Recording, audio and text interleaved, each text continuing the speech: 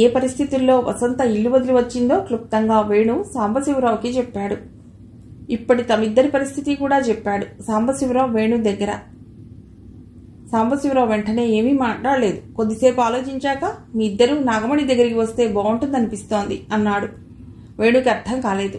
ఆవిడ్ని 1-2 సార్లు సాంబశివరావుతో చూడటం తప్ప అంతగా పరిచయం లేదు. అదీగాక తమ సమస్యలకి ఆవిడకి సంబంధమేమిటో అంతు చిక్కలేదు. వేణు ముఖం చూస్తూ, నాగమణికి చాలా పరిచయాలున్నాయి. వసంత ఉద్యోగ విషయం ఆమెకు చెప్తే మంచిది. ఇక మీ చోటు సమస్య అది తనే సాల్వ్ చేయాలి. ఆవిడతో నేను ఉంటున్నానే గాని అధికారం ఆవిడదే. అవసరంలో ఉన్న వారికి సహాయపడే గుణం తనది అన్నాడు. సరే అయితే ఓసారి వసంతకి కూడా చెప్తా. ఎప్పుడు రమ్మంటావు అని అడిగాడు వేణు.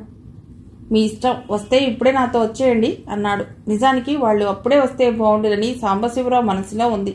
ఒంటరిగా ఇంటికి వెళ్లాలని లేదు. వీళ్ళు ఉండి ఏవో 4 రకాల కబుర్లు సాగితే తమ వ్యవహారం కూడా కొంచెం సానుకూలం అవుతుంది. వంటింట్లోకి వెళ్లి వసంతకి విషయం చెప్పాడు వేణు.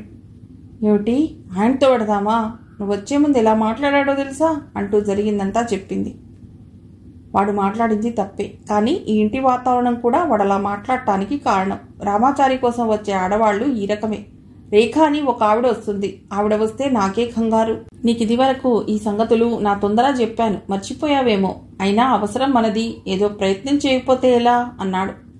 వసంత ఒప్పుకున్నాక వేణు సాంబశివరావు దగ్గరికి వెళ్లి బయలుదేరి వస్తున్నట్టు చెప్పాడు. వీళ్ళు ముగ్గురు వెళ్లేటప్పటికీ నాగమణి ఇంకా ఇల్లు చేరలేదు. 3 బెడ్రూమ్ ఫ్లాట్. అందంగా సౌకర్యవంతంగా తీర్చిదిద్దిన ఆ ఇంటిని ఆశ్చర్యంగా చూసింది వసంత. ఎవరో ఏమిటో తెలియని చోటుకి అలా రావటం అనూహ్యం. కూడా వేణు ఉన్న కొంత ఇబ్బందిగా కంగారుగా ఉంది. సాంబశివరావు వేణు కబుర్లలో పడ్డారు. కొద్ది దూరంలో కుర్చీలో బిక్కుబిక్కుమంటూ కూర్చుంది వసంత. నాగమణి ఆఫీస్ నుంచి వచ్చి కొంచెం అలసట తీరే వరకు ముక్తసరిగానే మాట్లాడింది. ఏమిటి ఈవిడ పద్ధతి ఇలా ఉంది అని కొంత నిరుత్సాహపడింది వసంత. అయినా ముందుగా చెప్పకుండా ఇలా అకస్మాత్తుగా రావటం తప్పే అనుకుంది. నాగమణి లోపల గదిలోకి వెళ్లి ఫ్రెష్ అయి వచ్చి ఫ్రిడ్జ్లోంచి డ్రింక్స్ తీసి అందరికీ ఇచ్చింది. తను సౌకర్యంగా కూర్చుని కొంచెం చల్లబడ్డాక ఏమిటి విషయం ఇప్పుడు చెప్పండి అన్నట్టు చూసింది.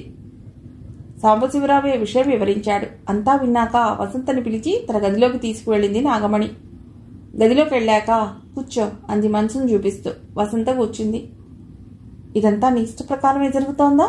ఏ రకమైన బలవంతమైనా ఉందా అని అడిగింది. ఏం లేదు అంది వసంత. సరే, స్నేహితుల్ని అడిగి ఓ వారంలో ఏదో ఉద్యోగం వెతకొచ్చు. ఏదో ఎంతో కొంత నెలసరి ఆదాయం ఉంటే ఆ తర్వాత మిగిలిన చోట ఏదైనా ఇంకా మంచి అవకాశం వస్తే చేరవచ్చు. సరేనన్నట్టు తలూపింది వసంత. ఇక అసలు విషయం, ఆ వేణు అంటే నీకు ఇష్టమేనా? వసంత ఏం మాట్లాడలేదు. నువ్వు నీ నోటితో చెప్పు, లేకపోతే నేనే విషయమూ కల్పించుకోను. చాలా ఇష్టం. అతడితో కమిట్ అవుదామనుకుంటున్నావా? అవును అన్నట్టు తలూపింది. ఎందుకని? వసంతకి ఇంకా విపులంగా మాట్లాడక తప్పలేదు. మా పెళ్లికి వేణు ఇంటి వాళ్ళు ఒప్పుకోరు. ఎప్పటికైనా మా అంతగా మేం సంసారం ఆరంభించి వాళ్ల ఒప్పుదల సంపాదించవలసిందే. ఏ గుళ్ళోనైనా తాళి కట్టమంటే వేణు కడతాడు. కానీ ఆ చట్టబద్ధతతో మాకు ఒరిగేదేం లేదు. ఏదైనా వేణు గట్టితనంతోటే జరగాలి. పెళ్లికైనా వేణు ఉద్యోగంలో చేరే వరకు ఆగాలి. అంతవరకు అతడు ఆగేలా లేడు. అదీగాక ఈ అన్సర్టనిటీ నేనిక భరించగల స్థితిలో లేను. ఏదో ఆరంభం తప్పదు. నన్ను నేను ఎంతకాలం రక్షించుకోగలనో తెలియదు. ఇంట్లో బావతో నానా బాధ. వసంతకి కళ్ళమ్మట నీళ్లొచ్చాయి. ఆ తర్వాత మరిన్ని వివరాలు మాట్లాడింది నాగమణి. ఎన్నో ప్రశ్నలేసింది. వసంతే కాదు, చాలామంది స్త్రీల పరిస్థితి ఇదే. ఏదో సమస్య, ఏదో ఒత్తిడి, ధైర్యం ఇచ్చే విలువలు లేవు.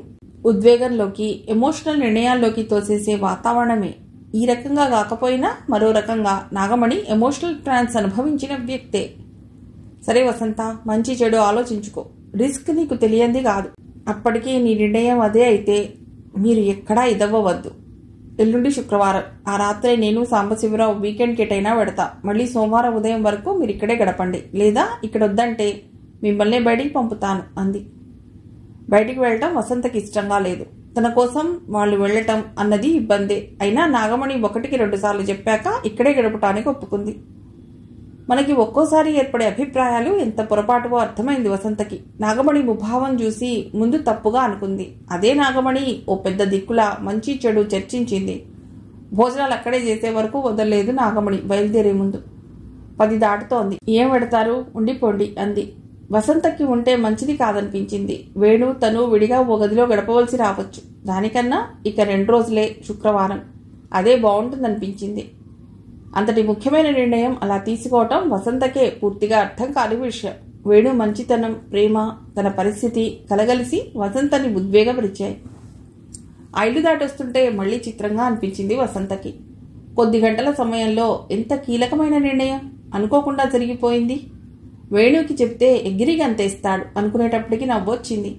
తనలో తానే నవ్వుకుంటున్న వసంతని ఆశ్చర్యంగా చూశాడు వేణు. వచ్చేటప్పుడు వసంతకి, అలా తిరిగి పెడుతున్న వసంతకి ఎంతో తేడా. నిన్ను లోపల తీసుకువెళ్ళి ఏమిటి ఆవిడ అంతసేపు మాట్లాడింది? నాకు సస్పెన్స్తో చెమటలు పట్టాయి. ఇంతకీ ఏమిటి నిర్ణయం అన్నాడు వేణు కొంచెం కంగారుగా. వసంత వెంటనే ఏం చెప్పలేదు. ఆ తర్వాత ఓ వారంలోపు చిన్నదో పెద్దదో ఉద్యోగం చూస్తానని నాగమణి చెప్పిన విషయం చెప్పింది. పోనీలే, బెంగదీరింది అన్నాడు తృప్తిగా. అతడి మనసులో ఆ రెండో విషయం తాలూకు ఆలోచన లేదు. అది గ్రహించిన వసంతకి మనసు తృప్తితో నిండిపోయింది. ఆడదాని బాధ, సుఖం గమనించి స్పందించగలిగిన మగాడి మంచితనం ఏ స్త్రీకైనా ఎంతో తృప్తి. అలాంటిది ఇలాంటి స్థితిలో వసంతకి మరింత తృప్తి. ఇద్దరూ ఆటో ఎక్కారు. ఇక మరో 5 నిమిషాల్లో ఇల్లు చేరతాననగా వసంత వేణువైపు ఒరిగి అతడి చెవిలో శుక్రవారం ఏర్పాటు గురించి చెప్పింది. ఏమిటి, నిజమా? సోమవారం వరకా? అవునన్నట్టు కొంచెం తల వంచుకుంది నవ్వుతూ వసంత. ఆనందంలో తన చేతిలో ఉన్న వసంత చేతిని గట్టిగా నొక్కాడు వేణు. అమ్మో, నొప్పి అంది వసంత వేణు చెయ్యి పట్టుకుంటూ. సారీ అంటూ అకస్మాత్తుగా ఆమె చెయ్యి వదిలేశాడు. ఆటో మరి కొంచెం దూరం వెళ్ళాక, నిజం చెప్పు వసంత, నీకిష్టమేనా లేక నా బాధపడలేక? నోటితో వసంత బదులు చెప్పలేదు. మరి కొంచెం అతనికి దగ్గరగా జరిగింది. సత్యనారాయణమూర్తి గారి లాంటి సామాన్య గృహస్థు ఇంటి చుట్టుపక్కల వాతావరణం పట్టణాలలో సాధారణంగా ఒకే రకం. ఇరుగు పొరుగు వారి మంచి కానీ, మంచి జరిగే అవకాశాన్ని కానీ పెద్దగా పట్టించుకోరు. అదే చెడు విషయంలో ఎంతో ఆసక్తి. ఆ విషయం ఎవరూ బయటికి చెప్పకపోయినా చుట్టుపక్కల వాళ్ళకి కొంత ఊహాగానం, అంచనాలు ఉంటాయి. వసంతలక్ష్మి 2 రోజులుగా కనబడటం లేదు. సత్యనారాయణమూర్తి గారింట్లో జనం దిగులుగా ఉన్నారు. ఏదో కంగారు వాళ్లలో కనిపిస్తోంది. అది చాలు. పొద్దున్నే వచ్చేసింది 2 ఇళ్ల అవతల ఉండే ఆవిడ. ఏ రకం ఉపోద్ఘాతం లేకుండానే మీ వసంత లేచిపోయిందిటగా అని ప్రశ్నించింది ఇంత గొంతుతో. సత్యనారాయణమూర్తి గారు ఇంట్లోనే ఉన్నారు. సాధారణంగా ఆడవాళ్ల మాటల మధ్యకి వెళ్ళని మనిషి, లేదమ్మా, ఉద్యోగం కోసం వెళ్ళింది అన్నారు నెమ్మదిగా. ఏ ఊరో ఆ ఉద్యోగం అంది ఆవిడ వెటకారంగా. ఇంకా ఇంటర్వ్యూనే, ఉద్యోగం వేశాక తెలుస్తుంది. అయినా మీ మాట పద్ధతి బాగలేదు. అందరం ఆడపిల్లలు ఉన్నవాళ్లమే అన్నారు బాధగా. ఆవిడ ఇంట్లోకి మరింత లోపలికి రాబోతుంటే, నాన్నగారు చెప్పారుగా, అయినా మీకెందుకు ఇవన్నీ అంది శారద అడ్డంగా వస్తూ. ఇరుగు పొరుగు అడిగితే తప్ప అంటూ వెళ్ళిపోయింది ఆవిడ. పొద్దున్నే చికాకు. తల్లి కళ్లల్లో నీళ్లు తిరుగుతున్నాయి. తండ్రి మొహం దీనంగా ఉంది.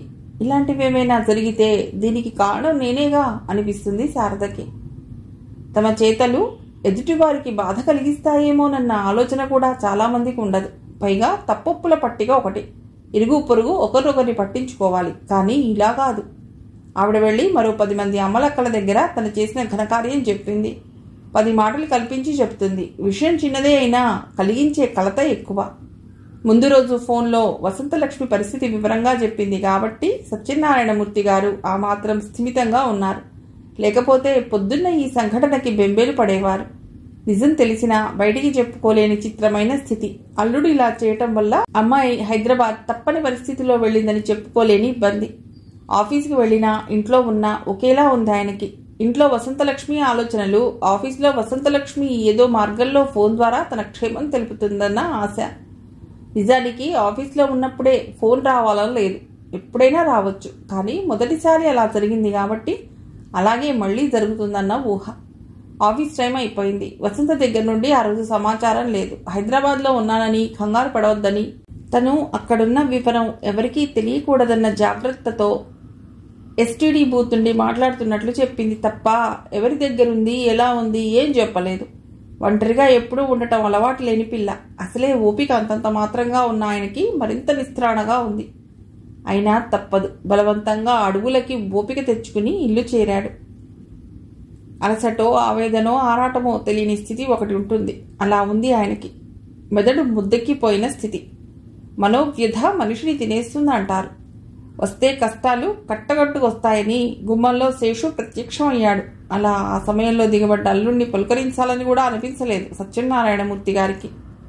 కుర్చీ లాక్కుని శేషు ఏ మామగారి ఎదుట కూర్చున్నాడు. ఏమిటి, కూతుర్ని ఇల్లు దాటించేశారుగా అన్నాడు వెకిలిగా నవ్వుతూ. కడుపులో అసహ్యం సుళ్ళు తిరుగుతూ పైకొస్తున్నట్లుంది ఆయనకి. పెదాలు బిగబట్టి బలవంతంగా కూర్చున్నారు. ఇలాంటి ట్రిక్స్కి వెనక్కి తగ్గే రకం కాదు నేను. అయినా ఇలా ఇల్లు వదిలి లేచిపోయిన వాళ్ళు ఎక్కడికి పోతారో నాకు తెలుసు.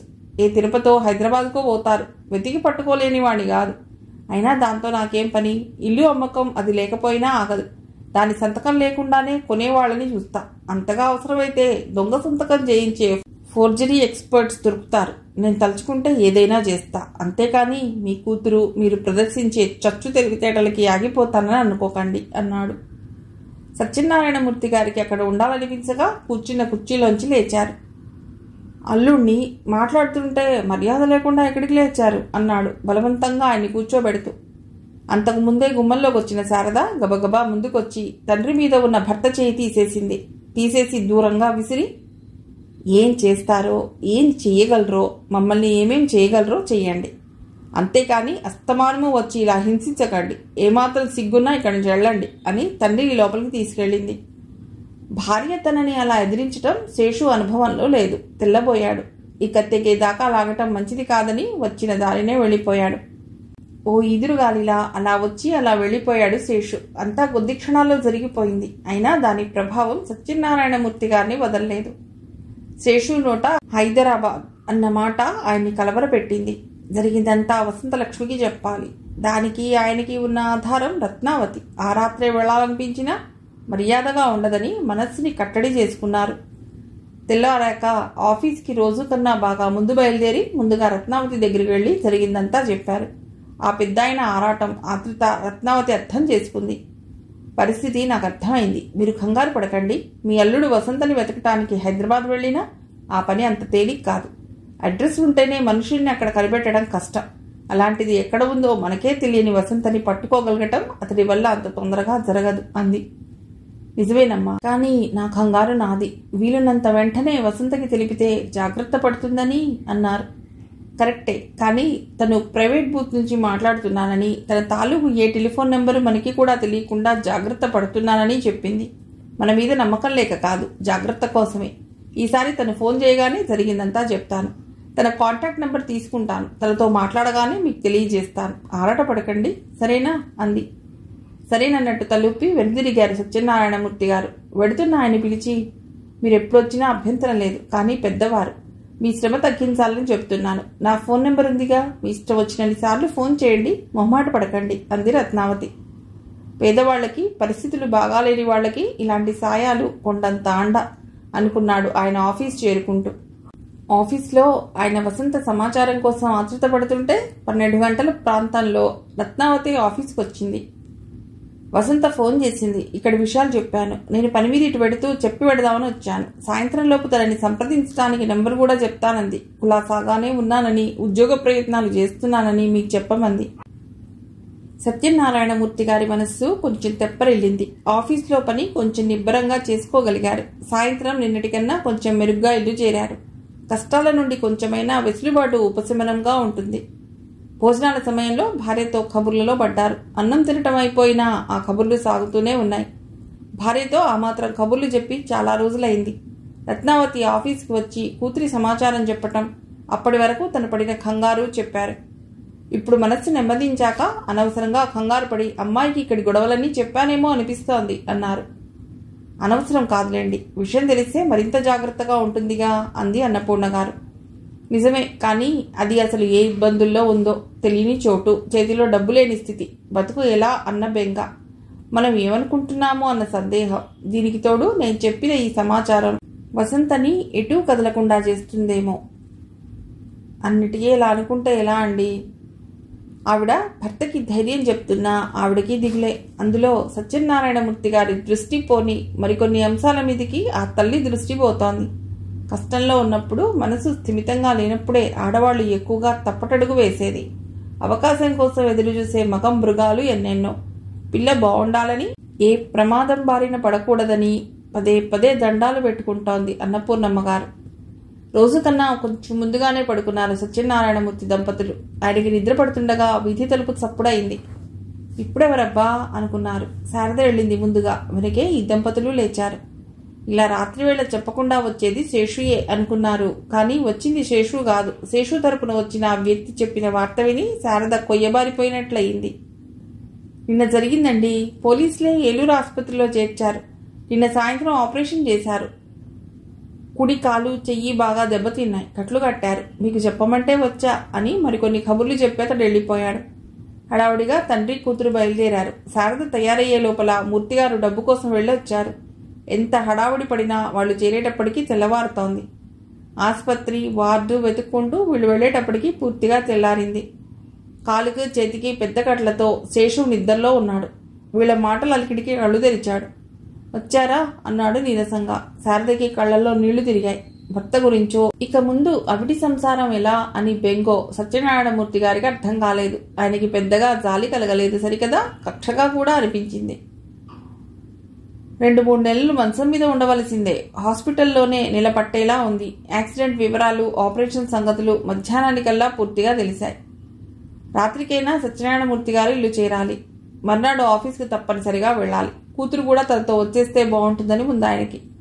కాలు చెయ్యి బాగున్నప్పుడు ఒక్కరోజైనా సరిగ్గా ఉన్నాడా? ఎంతమందిని హింస పెట్టాడు? అనుభవించని, నువ్వు నాతో వచ్చేయి అన్నారు. ఇప్పుడు అల్లుడంటే ఆయనకి భయంగా లేదు. ఎంతైనా కట్టుకున్నవాడు నాన్న, మనసొప్పదు. నువ్వెళ్ళు బాబు, జాగ్రత్త అంది. ఖర్చులకి పోను. తన దగ్గరున్న డబ్బు కూతురి చేతిలో పెట్టాడు.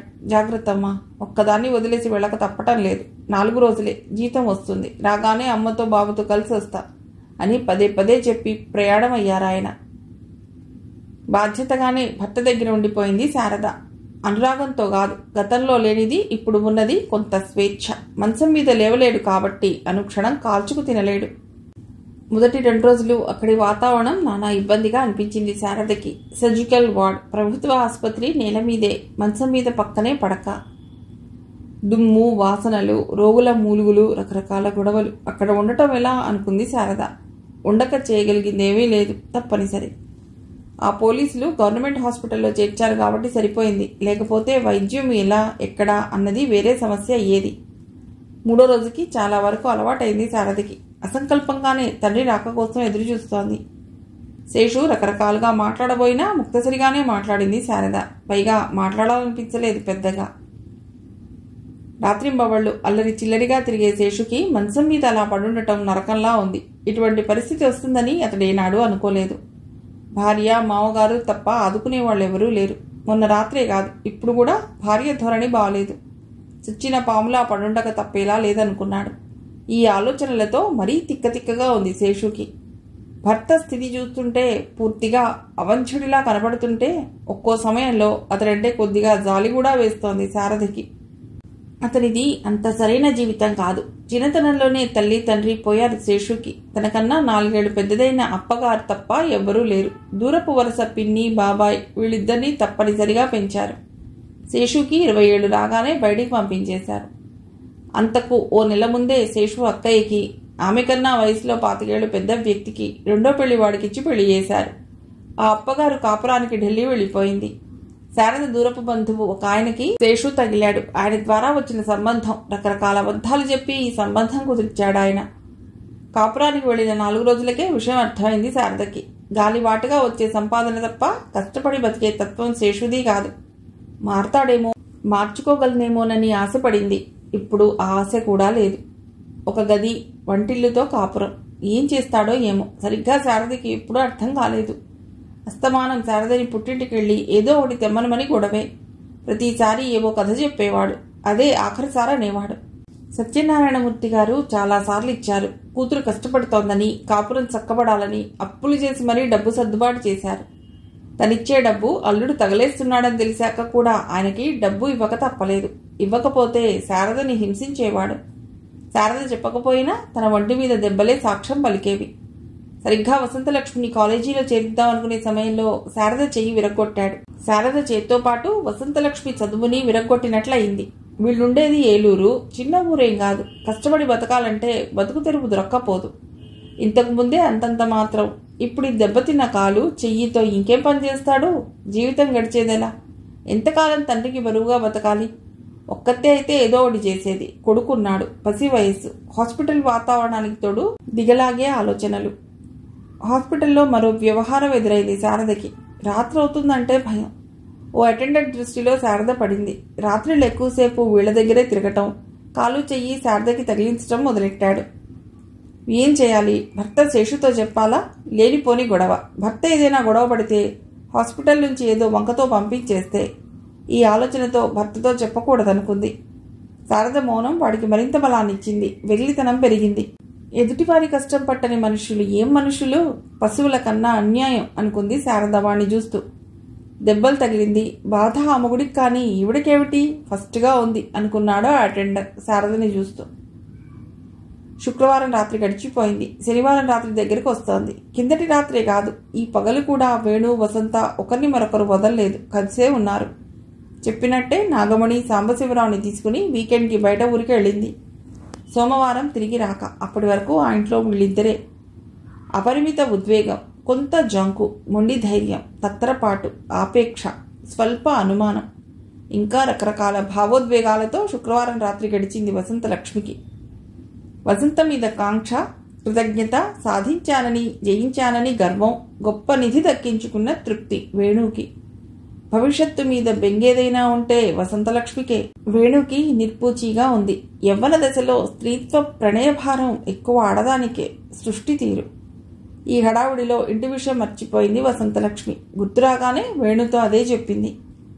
ఈ రాత్రి కాకు, పొద్దున్నే వెళ్ళి ఫోన్ చేద్దాంలే అన్నాడు. వసంతలక్ష్మి ఇంకేం మాట్లాడలేదు. అయాచితంగా అందిన అవకాశం అది. వసంతలక్ష్మి ఉద్యోగం కోసం నాగమణి దగ్గరకు వచ్చారు. ఉద్యోగంతో పాటు ఇలా ఈ అవకాశం ఇవ్వటం చిత్రంగా జరిగింది. వేణుకి ఇది గొప్ప సంతోషం. డోలాయమానంగా ఉన్న వసంతలక్ష్మికి ఓ రకమైన ఊరట. ఏ ఆటంకం, అలజడి లేకుండా వాళ్ల తొలి రాత్రి గడిచింది. మలిరాత్రి సిద్ధంగా ఉంది. వేణు దృష్టంతా శృంగారం మీదే ఉంది. వసంతని ఓ రకం మైమరుపు కమ్ముకున్న మధ్య మధ్యలో ఆమె మనస్సు అటు ఇటు పరుగులెడుతోంది. చెప్పినట్టు శుక్రవారం ఊరెళ్ళి ఈ సహాయం చేసింది నాగమణి. అలాగే చెప్పినట్లుగానే ఉద్యోగం చూసి పెడుతుందా? చూడకపోతే తన పరిస్థితి ఏమిటి? ఒకవేళ ఉద్యోగం వచ్చినా ఈ మహానగరంలో తనకి ఎంత జీతం వస్తుంది? వచ్చిన దాంట్లో తను గడుపుకోగా కుటుంబానికి ఏమైనా సాయపడగలదా? తను డబ్బు పంపలేకపోయినా కనీసం తన భారమైన తండ్రికి తగ్గుతుంది కదా. ఇలాంటి ఆలోచనలు తెరలు తెరలుగా వస్తున్నాయి వసంతకి. మధ్య మధ్య వేణు ఏదో చిలిపి పని చేస్తూనే ఉన్నాడు. చివరికి వసంతలక్ష్మికి ఇది కేవలం తన ఆలోచనతోనే తెమిలిపోయేది కాదనిపించింది. ప్రస్తుతం ఈ రాత్రికైనా వేణు చెప్పినట్టు ఇతర ఆలోచనలకి దూరంగా ఉండటమే మేలనిపించింది. మొదటి రాత్రి కన్నా రెండో రాత్రి మరింత బాగా గడిపారు. తొలినాటి తొట్టుపాటు, తొందర ఆ రాత్రి లేవు. మొదటి రాత్రి ఉత్తుంగ తరంగాల మీద ఎగిసిపడినట్టు గడిస్తే మలిరాత్రి శీతల సుందర నదీయానంలా గడిచింది. తెలతెలవారుతున్న దగ్గర నుండి వసంతలక్ష్మి మనసు ఇంటి మీదికి మళ్ళింది. అతి కష్టం మీద 10 వరకు ఓపిక పట్టింది. 10 దాటితే తండ్రి ఆఫీసులో ఉంటాడు. రత్నావతికి ఆయన ఆఫీసే దగ్గర. వేణుకి వసంత అంత అలజడి లేదు గాని వసంత మీద మమకారం. టెలిఫోన్ బూత్ నుండి రత్నావతి నంబర్ తరే రింగ్ చేశాడు. వసంత తండ్రి దగ్గరికి వెళ్లి అదే టెలిఫోన్ బూత్కి ఫోన్ చేయిస్తారని నంబర్ తీసుకుంది రత్నావతి. వసంత కన్నా ఆతృతగా ఉన్నారు సత్యనారాయణమూర్తి గారు. వెంటనే ఫోన్లో మాట్లాడారు. అమ్మా, ఎలా ఉన్నావు అన్నారు. ఆ ఒక్క మాటలోనే ఆ తండ్రి ఆరాటం అంతా ఉంది. బాగానే ఉన్నాను నాన్న, నా గురించి దిగులు పడకండి. ఏదైనా ఇబ్బంది ఉంటే నేనే చెప్తాను, సరేనా అంది. అంతేలేమ్మా, అంతకన్నా నేను చేయగలిగింది మాత్రం ఏముంది అన్నారు. ఆ తర్వాత శేషు యాక్సిడెంట్, వీళ్ళు వెళ్ళటం వివరాలని చెప్పారు. చెప్పి నువ్వు ఇక వాడికి భయపడనక్కర్లేదమ్మా, వెంటనే వచ్చే. అక్క అక్కడ ఇబ్బంది పడుతోందని కానీ ఓ రకంగా ఇది మనకి భగవంతుడు చేసిన సాయం అన్నారు. శేషు వల్లే వచ్చేసింది తను. ఇప్పుడు ఆ బాధ లేదు, కానీ తిరిగి వెళ్ళిపోగలదా? వసంత ముఖంలో మారుతున్న భావాలు చూస్తున్న వేణుకు కూడా కొంచెం ఆతృత కలిగింది.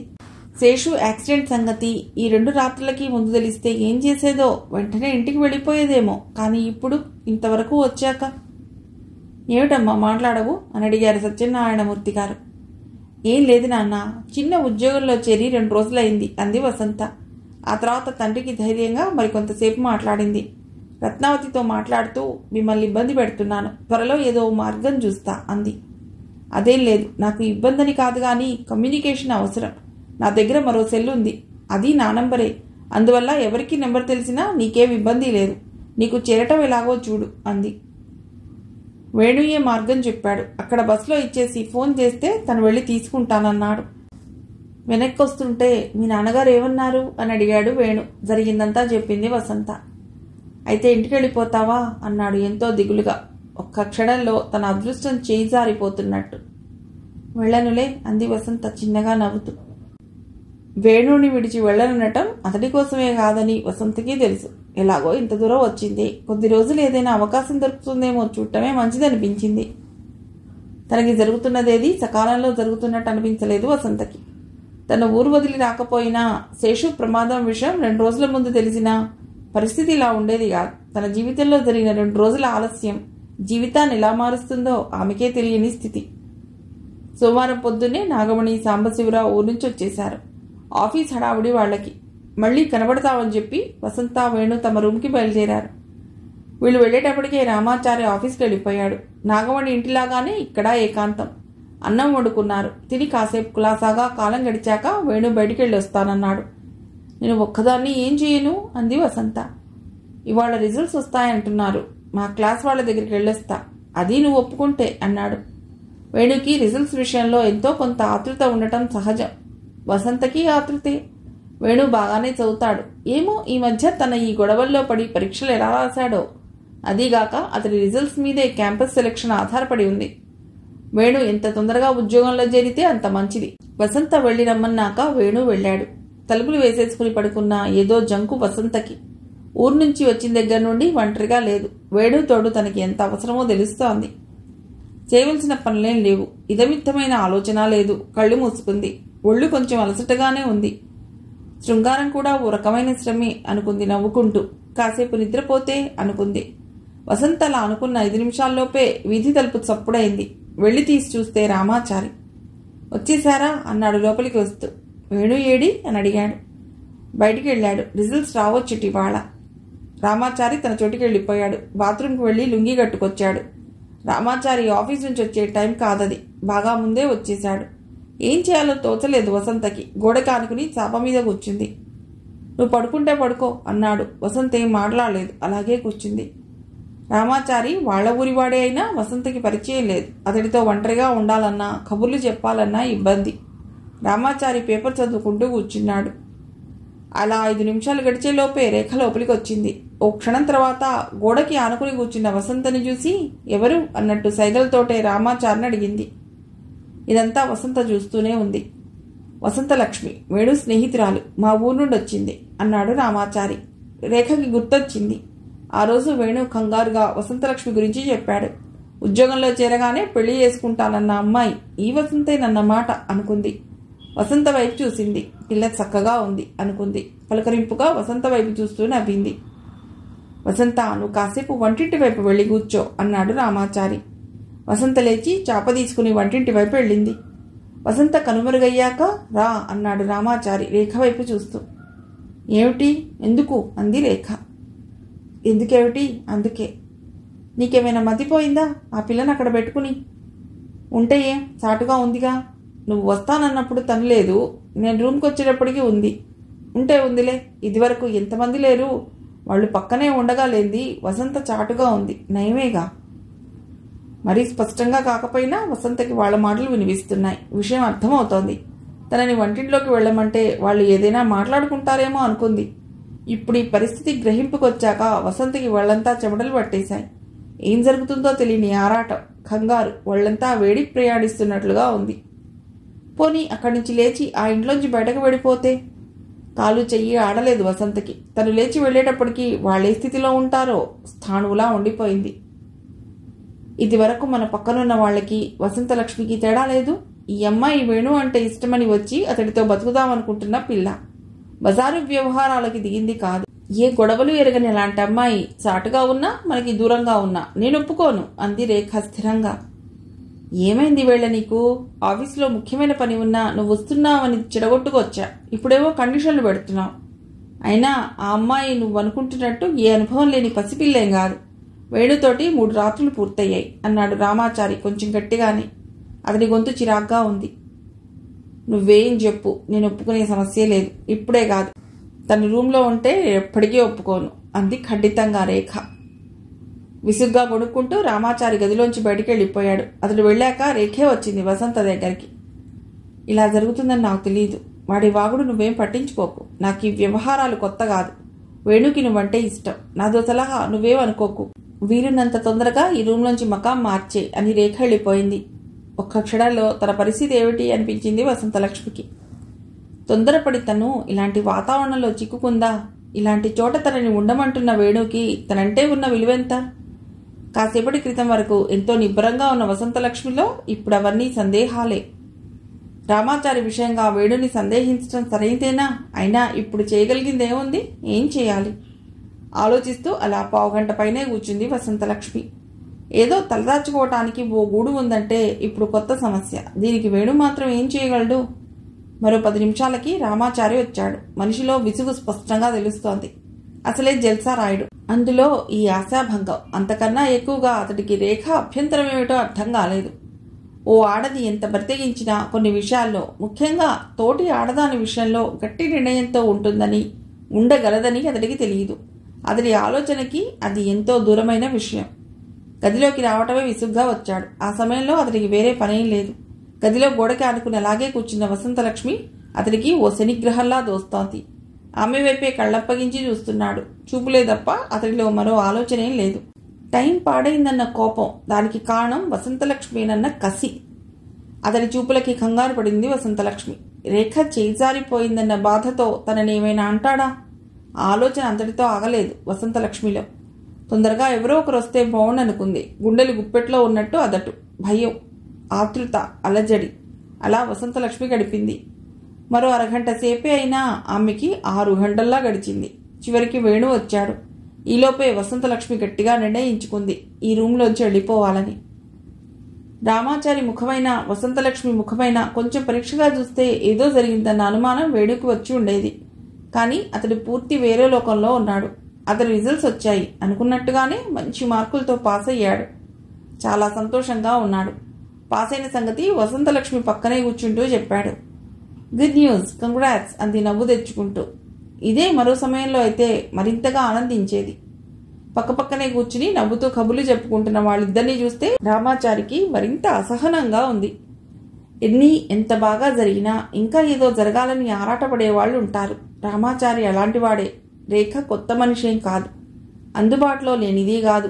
కానీ ఆ రోజు అనుకున్నట్టు జరగలేదు. తనకి సౌఖ్యం దక్కకపోవటానికి కారణం అతడి దృష్టిలో వసంతలక్ష్మి. రేఖ అభ్యంతరం చెప్పడం వింటూనే ఉంది. పర్వాలేదని చెప్పొచ్చుగా, లేదా కాసేపు బయటికి పెడతాననొచ్చుగా. అది రామాచారి ధోరణి. అంతే తప్ప నగరంలో ఎటువంటి గొడవలు ఎరగని వసంతలక్ష్మి కంగారు పడిపోయి ఉంటుందని గాని, కాళ్ళు చేతులు ఆడనంత తత్తరపాటికి లోనై ఉంటుందని గాని అతడికి అనిపించలేదు. వసంతలక్ష్మిని, వేణుని మరో క్షణం అలా చూసి ఇక తట్టుకోలేని వాడిలా లేచి గంటు పెట్టుకున్న మొహంతో గదిలోంచి వెళ్ళిపోయాడు. రామాచారి వెళ్ళాక వీధి తలుపు గడియబెట్టొచ్చాడు వేణు. ఆనందంతో గాల్లో తేలుతున్నట్లు ఉన్న అతడు ఎవరూ లేని అవకాశాన్ని ఉపయోగించుకోవాలని వసంత దగ్గరగా వచ్చాడు. వసంతలక్ష్మి వారించింది. ఆ తర్వాత అప్పటి వరకు తను ఆ రూంలో ఎలా ఉంది చెప్పి నేను ఉండటానికి వేరే చోటు చూడాలి అంది. వేరే చోటు అంటే ఎలా? ఇక ముందు నేను ఒంటరిగా వదలను. ఎటెళ్ళినా ఇద్దరం కలిసే పెడదాం, సరేనా అన్నాడు. లేదు వేణు, ఇలాంటి వాతావరణం నాలాంటి ఆడపిల్ల ఉండటానికి తగింది కాదు అంది నిష్కర్షగా. సరే, వేరే చోటు ఏదో వెతికే వరకైనా తప్పదుగా అన్నాడు వేణు చిన్నబుచ్చుకుంటూ. నిజానికి ఇందులో వేణు తప్పేం లేదు. అతడు అడిగింది 2 రోజులు ఉండమని. కానీ పరిస్థితులు ఇలా వచ్చాయి. అది మనసుకి స్ఫురించేటప్పటికీ వసంత కొంచెం మెత్తబడింది. అప్పటి వరకు తప్పదని నాకు తెలుసు, కానీ తొందరగా ఏదో ఒకటి చూసుకోవాలి అంది నెమ్మదిగా. తాత్కాలికంగానైనా ఆ సమస్య అప్పటికి పరిష్కారం అయ్యేటప్పటికీ వేణుకి తిరిగి ఆశ, కోరిక. పరీక్ష పాస్ అయిన ఆనందం, 3 రోజులుగా అలవాటైన సుఖం, ఎవరూ గదిలో లేని అవకాశం. వసంతకి మాత్రం ఆ ఆసక్తి కొంచెం కూడా లేదు. ఆమె మనస్సు వికలంగా ఉంది. వేణుతో అదే చెప్పింది. ఆశాభంగం. అలాగే మరి 1-2 సార్లు బతిమాలుతున్న ధోరణిలో ప్రయత్నించాడు వేణు. ఆశాభంగమే మిగిలింది. ఇలాంటి పరిస్థితుల్లో మగవాడిది ఆత్రంగా, కక్కుత్తిగా, విషయలాలసలా కనబడుతుంది.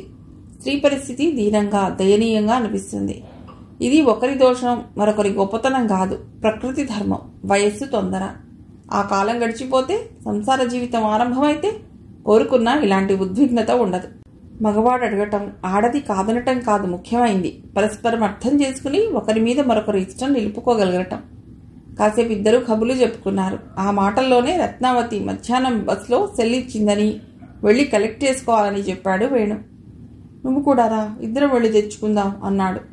సరేనంది వసంతలక్ష్మి. వసంతలక్ష్మి తయారయ్యాక బయలుదేరారు. అక్కడికి చేరాక వచ్చిపోయే బస్సులు మనుషుల్ని చూస్తుంటే వసంతలక్ష్మికి తమ ఊరు, అక్కడి జీవితం గుర్తొచ్చింది. వందల సంఖ్యలో మనుషులు, వయోభేదం లేకుండా అందరికీ తాపత్రయం, హడావిడి. ఇదంతా కూడు గుడ్డ నీడా కోసమేనా? కేవలం అదే కాదు, రకరకాల సమస్యలతో, అనూహ్యంగా వచ్చిపడ్డ మార్పులతో చితికిపోయిన జీవన రీతి. ఇంత స్పష్టమైన ఆలోచన వసంతలక్ష్మిలో లేదు. అయినా తనని ఏదో దిగులు ఆవరించింది. ఆ దిగుల్ని మరో రకంగా అర్థం చేసుకున్న వేణు, కోపం వచ్చిందా? 1-2 సార్లు ఆ విషయం అడిగానన్నా, పరీక్ష పాస్ అయిన హుషారులో అంటూ మాట పూర్తి చేయకుండానే ఆపేశాడు. వేణు అన్నదేమిటో ఓ క్షణం అర్థం కాలేదు వసంతలక్ష్మికి. అర్థమయ్యాక చిరునవ్వు నవ్వింది. నేను ఆ విషయం గురించి అస్సలు ఆలోచించటం లేదు. కొత్త పెళ్లి కొడుకు ఆత్రంలా నీకెప్పుడో అదే గోల అంది. వసంత నవ్వు చూసి కొంచెం ధైర్యం వచ్చింది వేణుకి. పోనీ మన సమస్య వెళ్ళి నాగమణి గారికి చెప్తే అన్నాడు. వసంతది తలదాచుకునే చోటు సమస్య. వేణు మనసులో ఉన్నది ఆ రాత్రి సౌఖ్యపు ఆత్రం.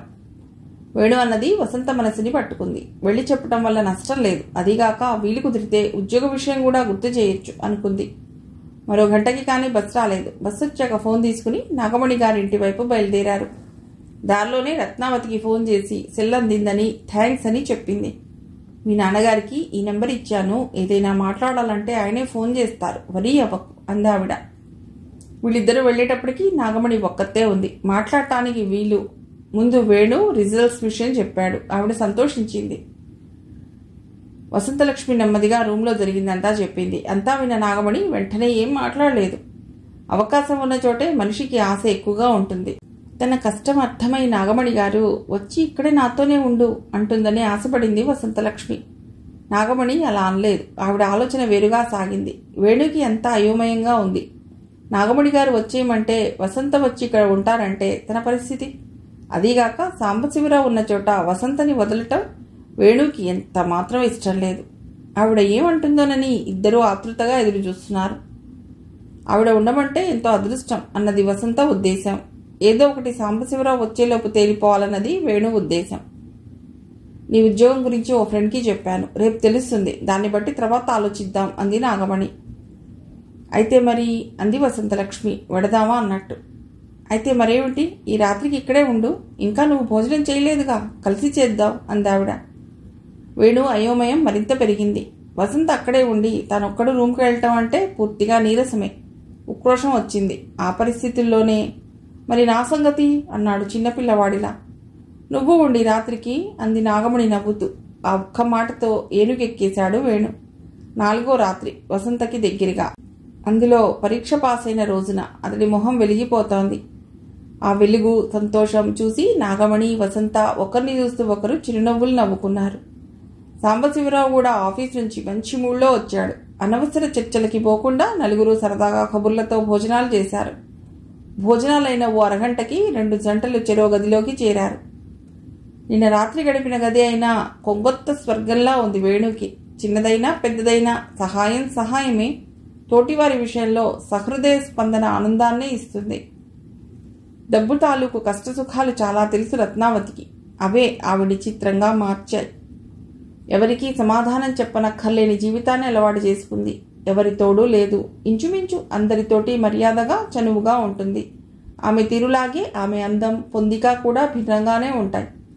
మంచి మెరుపు, సౌష్ఠవం ఉన్న ఒళ్ళు, చురుగ్గా చూడటం, కళ్లతోటే నవ్వగలగటం తన ప్రత్యేకత. ఒకసారి పరిచయమై కొద్దిపాటి చనువు ఏర్పడినా ఆమెని సాధారణంగా ఎవ్వరూ మర్చిపోరు. ఈ రకం బలాలతోటే రత్నావతి జీవితపు పలు పార్శ్వాలకి తనంత తానుగా చొచ్చుకుపోయి బతుకుతోంది. పెద్దగా స్థిరపడిన వ్యాపారమూ కాదు, అంతగా సంపాదించిన ఆస్తి లేదు. ఆ ఇల్లు, కొద్దిగా నగలు ఉన్నాయి. చేతిలో ఖర్చుకి డబ్బు ఇబ్బంది లేకుండా జాగ్రత్త పడుతుంది. అందుకే వసంతలక్ష్మికి చేసిన చిన్న చిన్న సాయాలు ఆవిడికి పెద్ద కష్టమైనవి కాదు. అలా అని డబ్బు ఆ మాత్రమేనా ఖర్చు చేయాలని చాలామంది అనుకోరు. ఖర్చుని నియంత్రించుకోవటం కాదు, డబ్బుని ఎంత ఎక్కువగా వీలైతే అంతగా సంపాదించటం రత్నావతి ధ్యేయం.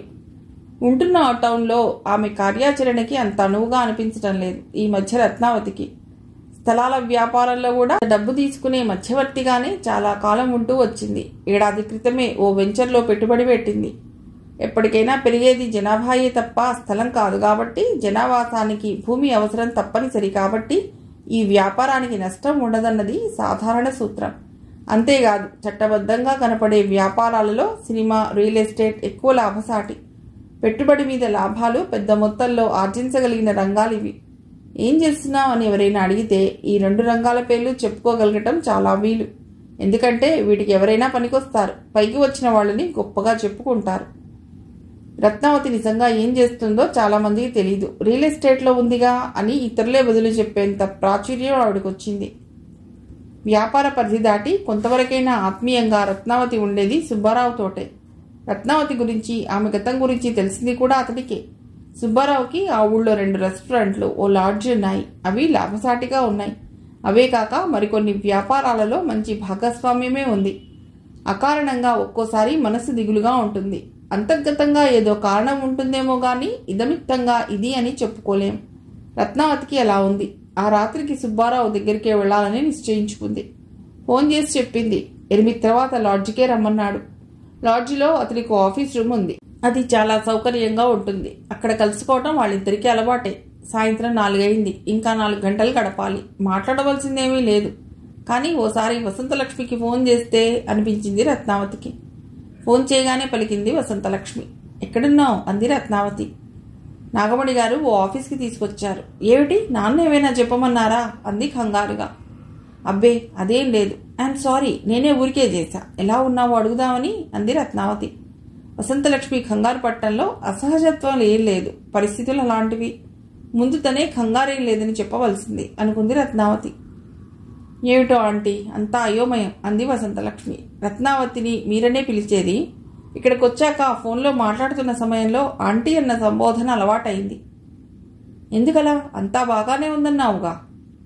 అన్నాను. అన్నీ బాగానే ఉన్నాయనిపిస్తోంది. కానీ మనస్సుకి నెమ్మది లేదు. ఏది సంతోషమో ఏది కాదో సందిగ్ధంగా ఉంది.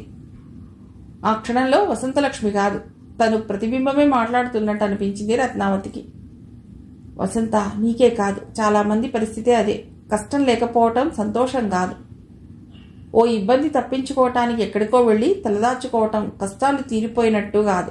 పోల్చి చూసుకుంటే మెరుగ్గానే ఉంది కదా. ఇక్కడికన్నా బెటర్. అంతవరకే ఆలోచన సాగని. ముఖ్యమైనది ధైర్యం. అది పోకూడదు. ఇక్కడికన్నా అన్ని రకాలుగా అక్కడ అవకాశాలు ఎక్కువ. అందువల్ల వాటి మీద దృష్టి పెట్టు. ఏ అవసరం ఉన్నా చిన్న పెద్ద అని ఆలోచించకుండా నాకు వెంటనే ఫోన్ చేయి అంటూ ధైర్యం చెప్పింది. మరి కాసేపు మాట్లాడాక మరోసారి ధైర్యం చెప్పింది రత్నావతి. రత్నావతి రకరకాల కష్టాల్లో, అవసరాల్లో ఉన్న ఆడపిల్లల్ని చాలా మందిని చూసింది. అందరినీ మించి వసంత మీద ఈ ఆపేక్ష ఏమిటో అనుకుంది. సమాధానాలు దోచినా ఏదీ సంపూర్ణమైంది కాదని రత్నావతికి తెలుసు. 8 కన్నా కొంచెం ముందే బయలుదేరింది. రత్నావతి లాడ్జి చేరేటప్పటికీ 8 దాటింది. సుబ్బారావుతో మాట్లాడుతున్న 2 వ్యక్తులు రత్నావతికి పరిచయం ఉన్నవాళ్లే. పులకరింపుగా నవ్వి పక్కనే ఉన్న సోఫాలో కూర్చుంది. ఓ 5 నిమిషాల్లో వాళ్ళు మాట్లాడవలసిన విషయం పూర్తి చేసి వెళ్ళిపోయారు. వాళ్ళు వెళ్ళాక లేచొచ్చి సుబ్బారావు ఎదురుగా కుర్చీలో కూర్చుంది. రత్నావతి వచ్చిన దగ్గర నుండి వాళ్లతో మాట్లాడుతున్నా మధ్య మధ్యలో రత్నావతి వైపు చూస్తూనే ఉన్నాడు సుబ్బారావు. మనిషి డల్గా కనిపించింది. అలంకరణలో కూడా తేడా తెలుస్తోంది. శ్రద్ధ లేకుండా ఏదో ఆదరా బాదరాగా తయారై వచ్చినట్లుంది. ఏం అలా ఉన్నావు అన్నాడు సుబ్బారావు. చిక్కిపోయానా, లావయ్యానా అంది నవ్వుతూ. వేళాకోళం సరేలే, ఏం జరిగింది అన్నాడు. అతడి గొంతులో అపేక్ష ఉంది. ఏం జరగలేదు సుబ్బు, ఎందుకో పొద్దున్నుంచి ఇలా డల్గా ఉంది అంది. బాయ్ కాఫీ తెచ్చాడు. కాఫీ తాగే వరకు ఇద్దరు ఏం మాట్లాడుకోలేదు. కాఫీ తాగటం అయ్యాక బాయ్ కప్పులు తీసుకెళ్లాక కూర్చున్న చోటు నుండి లేచాడు సుబ్బారావు. లోపలికి వెడదామా అన్నాడు. సరైనట్టుగా లూపింది రత్నావతి. ఆఫీస్ రూమ్ వెనక మరో గది ఉందన్న విషయం చాలా మంది బయట వాళ్ళకి తెలియదు. సుబ్బారావు విశ్రాంతి తీసుకోవటానికి, అవసరమైన కాగితాలు చూసుకోవటానికి ఆ గదిని వాడతాడు. ఆ గదిలోకి ప్రవేశమున్న అతి కొద్ది మందిలో రత్నావతి ఉంది. ఆ గది వెనక నుండి బయటికి వెళ్లే దారి ఉంది. సుబ్బారావు పిలిస్తేనే గాని ఎవ్వరూ రారు. సంప్రదింపులన్నీ ఫోన్లోనే. ఇద్దరూ లోపలికి వెళ్లారు. ఆ గదిలోకి రాగానే సాధారణంగా రత్నావతిని దగ్గర తీసుకుంటాడు సుబ్బారావు. కానీ ఆ రోజు రత్నావతి డల్నెస్ చూసి ఆ పని చేయలేదు. దా కూర్చో అన్నాడు మంచం మీద కూర్చుంటూ. సుబ్బారావుకి ఎదురుగా కూర్చుంది రత్నావతి. ఏమిటి రత్న, రియల్ ఎస్టేట్లో పెట్టిన డబ్బు గురించా? ఆ వ్యాపారం సరిగ్గా లేదనా? ఏమిటి దిగులు? రత్నావతి ఏం సమాధానం చెప్పలేదు. నిజానికి తనకి కారణం తెలియదు. విశాలమైన మంచం, కుడివైపు ఉన్న వుడెన్ క్యాబినెట్లో అద్దాల్లోంచి డ్రింక్స్ కనిపిస్తున్నాయి. ఆ క్యాబినెట్లోనే అమర్చిన ఫ్రిజ్, ఎడంవైపు బల్ల మీద గ్లాసులు, తదితర సరంజామా ఉంది. సరేలే, ముందు రిలాక్స్ అవ్వు అంటూ లేచి డ్రింక్స్ కలిపి రత్నావతికి ఇచ్చాడు. మంచం మధ్యలో పెద్ద ట్రే పెట్టుకుని సెటిల్ అయ్యారు. నువ్వేం చెప్పటం లేదు అన్నాడు సుబ్బారావు కాసేపటికి రత్నావతి చేతిని తన చేతిలోకి తీసుకుంటూ. అప్పటికి రత్నావతి ఏం మాట్లాడలేదు. ఇద్దరి మధ్య పెద్ద దాపరికాలే ఉండవు, అది ఇద్దరికీ తెలుసు. మనస్ఫూర్తిగా ఒకరు మంచి మరొకరు కోరుకునేవాళ్లే.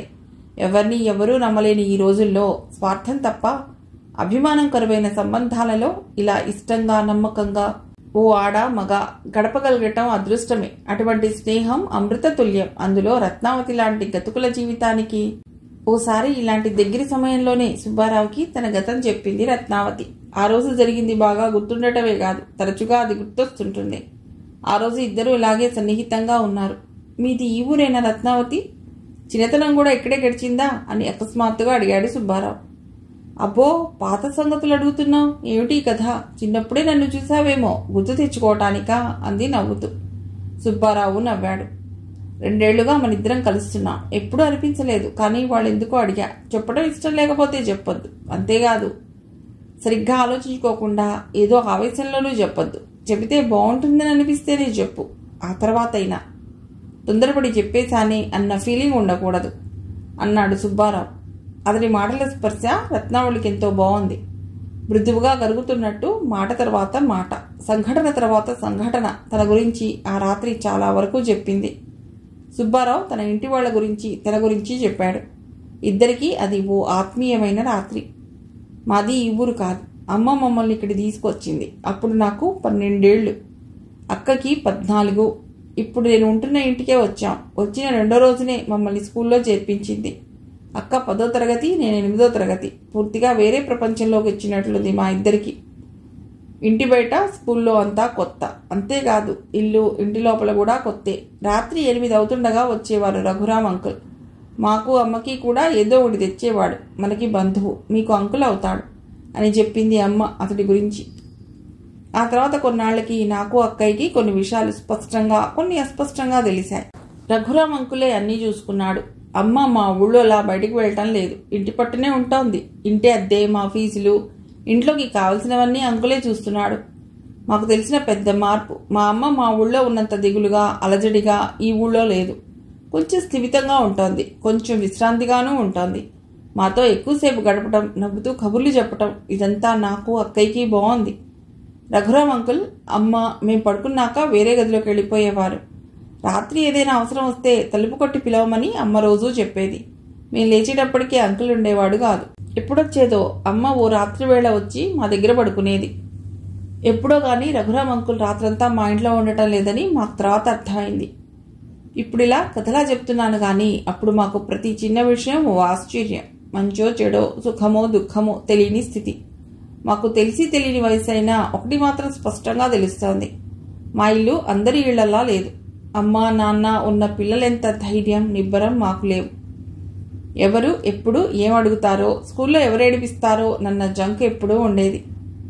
అక్కకి స్కూల్ చదువు అయిపోయింది, కాలేజీలో చేరింది. కాలేజీలో చేరిన ఏడాదిలో అక్కలో చాలా మార్పు వచ్చింది. ఆ మార్పు నన్ను ఒక రకంగా మారిస్తే అమ్మని మరో రకంగా భయపెట్టింది. అమ్మ దగ్గర మారాన్ చేయటం, ఎప్పుడైనా ఏదైనా కావాలని పేచీ పెట్టడం నాకు అలవాటే. అక్క ఏనాడో అలా చేసేది కాదు. అమ్మ తరచుగా అంటుండేది, చూడవే అక్కయ్యని, చిన్నపిల్లే అయినా దానిది పెద్ద మనస్సు, అన్నింటికీ సర్దుకుని ఎలా ఉంటుందో చూడు అని.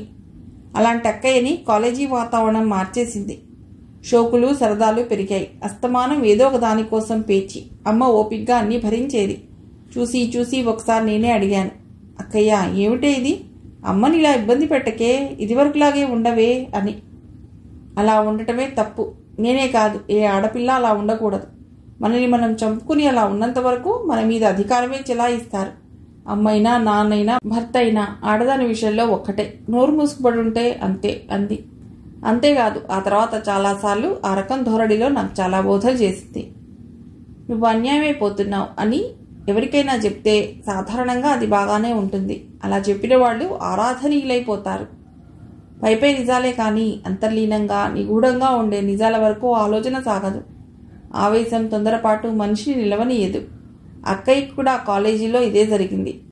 ఆడవాళ్ల బాగు ఆడవాళ్లే చూసుకోవాలి. ఎవరూ వారికి నిజంగా సాయం చేయరు. సాయం ముసుగులో దోపిడీ చేస్తారు. ఇలాంటి భావజాలం ప్రబలంగా ఉన్న స్నేహితుల బృందంతో ఉండటం వల్ల అదే ధోరణి పెరిగింది. అక్కయ్య చెప్పిన అన్నింటిలోకి నాకు బాగా నచ్చిన వంటబట్టిన అంశాలు 2 ఉన్నాయి. డబ్బు కోసమే ఆడది లొంగి బతకవలసి వస్తోంది. డబ్బు మనంతగా మనం సంపాదించుకుంటే ఆ బానిసత్వం ఉండదు. రెండోది, ఆడది తన సుఖం తనే చూసుకోవాలి. సాంప్రదాయం, నైతిక విధానాలు ఎప్పుడూ స్త్రీ సుఖాన్ని అణిచిపెడతాయి. అవసరమైతే వాటిని అతిక్రమించైనా సుఖంగా బతకాలి. అక్కయ్యలో మార్పు అమ్మ గమనించింది. కొంచెం కంగారు పడింది. విషయం రఘురామ్ అంకుల్తో చెప్పిందనుకుంటా. కాలేజీలోనూ అక్క తిరిగే స్నేహితుల మీద నిఘా వేశారు. అక్క కాలేజీకి సరిగ్గా వెళ్ళటం లేదు. ఓ అబ్బాయితో కలిసి మార్నింగ్ షోలు, మ్యాట్నీలు, షికార్లు. అక్కయ్యని మందలించాలని ఓ రోజు కూర్చోబెట్టారు. వాళ్ళు చెప్పిందంతా విన్నా అక్కేం కంగారు పడలేదు. దానికి అంత ధైర్యం ఎలా వచ్చిందో నాకు ఆశ్చర్యం. చూడమ్మా, నీకు చదువుకునే వయస్సు. బాగా శ్రద్ధగా చదువుకో.